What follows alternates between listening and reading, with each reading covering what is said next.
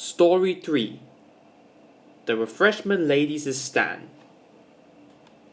It was a hot day on the island of Sodor, and the heat made all the engine's axles ache. Ivor Hugh and Peter Sam were busy arranging slate cars at the slate quarry. "We've shunted undoubtedly every car in the quarry today," wheezed Ivor Hugh. "Easy for you to say," sighed Peter Sam.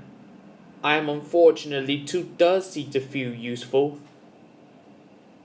The heat made all the people thirsty too, and the same refreshment lady which Peter Sam left behind long ago was busy at the tea-room station.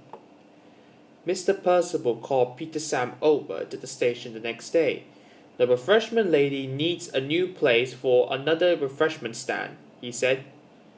"I'll find her a beautiful place," said Peter Sam.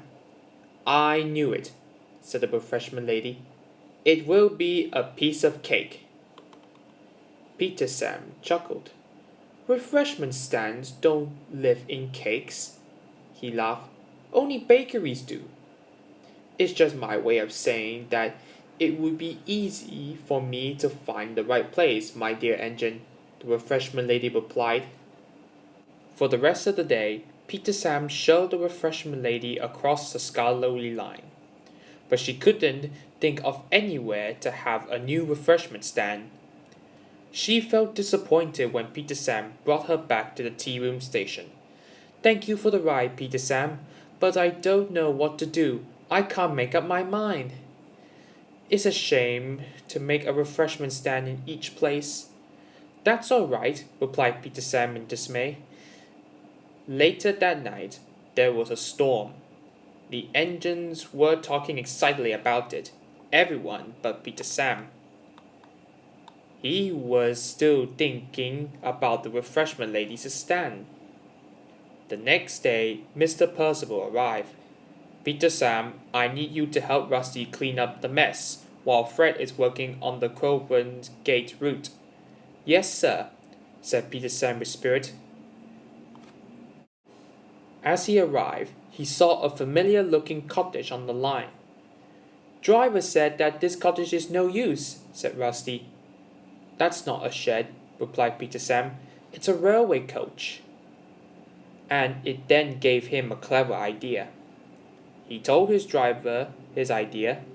The driver agreed, and Peter Sam made his way with the coach. When he arrived at the shed, the driver explained to Mr. Percival about the coach. "Peter Sam thinks that this old coach can be a new refreshment stand," he said. "I'll see if Sir Topham Hatt can tell Jem Cole about this coach. I'm sure he can repair it," agreed Mr. Percival. Soon enough, the coach was made into a refreshment stand on wheels. When the refreshment lady saw the coach, she was very impressed. "Ah," she cried, "it's magnificent! I told you it would be a piece of cake. We've made cakes in it, I'm sure, if it's possible," said Mr. Percival. He then turned to Peter Sam. "You will get to take the refreshment stand special, since you came up with the idea." "Thank you, sir," smiled Peter Sam. "Now the refreshment lady can serve tea across the Scarlowly line." "Now that was definitely a piece of cake," said Peter Sam. Story 4 The Grand Opening. A new station called Rumbling River Bridge was being built. By the time the work was done, Mr. Percival gathered his engines at the shed. "The grand opening starts this afternoon," he said. Just then, Scarlowly steamed in. "I'm sorry I'm late, sir," he panted. "A cow stranded on the line and I had to wait for the farmer to take her away." "It's all right, Scarlowly," said Mr. Percival. "But do your best to be on time today." "I'll try," Scarlowly said. Meanwhile, at the airfield station, Sir Topham Hatt and Lady Hatt were going to ride on Harrow to Rumbling River Bridge. But there was trouble. Engine trouble, sighed Harold's pilot. "Harrow won't be able to fly today." Lady Hatt felt disappointed. I've been looking forward to the ceremony, she said sadly. Not to worry, my dear, said Topham Hatt replied. And I think I found a solution. Lady Hat looked and saw the balloon. Topham, you can't be serious. We should ride in a hot air balloon. The wind direction is perfect, he said. We'll get to the ceremony in no time. As they went in, the hot air balloon flew into the air. Meanwhile, Skarloey was making his way to the ceremony when he saw sheep on the line blocking the track. Oh dear, sighed Skarloey. We were going so well too. Meanwhile, the hot air balloon floated through the sky. Lady Hat felt very pleasant. A splendid ride, she said. I'm glad you enjoyed it, replied Sir Topham Hatt. They then saw Skarloey waiting for the sheep to get out of the way. The sheepdog was doing his best to shoo the sheep, but they were being too stubborn to notice. Skarloey was very worried. If the sheep won't get out of Skarloey's line, he'll be late, sighed Sir Topham Hatt. At the ceremony, the engines were ready for the grand opening. Where's Skarloey? Asked Rusty. He said he would be on time, said Peter Sam. The sheep are in his way from what I heard, said Duke. As soon as the sheep were off the track, Skarloey set out to the ceremony as fast as he could. Then there was trouble. The balloon's flame suddenly went out, and the air in the balloon cooled and the balloon started to fall. Hold on tight, the pilot called.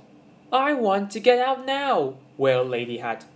Not now, my dear, said Sir Topham Hatt. Skarloey was making his way when he saw the hot air balloon up ahead. The balloon is going to land in the tree, he cried, and he was right. It came down right in front of Skarloey. No one was hurt, but Sir Topham and Lady Hat's hats were ruined. My hat is ruined, for Lady Hat. So is mine, Sir Topham Hatt replied. Not to worry, said Skarloey's driver. We'll take you to the ceremony. Thank you, said Sir Topham Hatt. Before long, Sir Topham and Lady Hat were soon safely on the ground.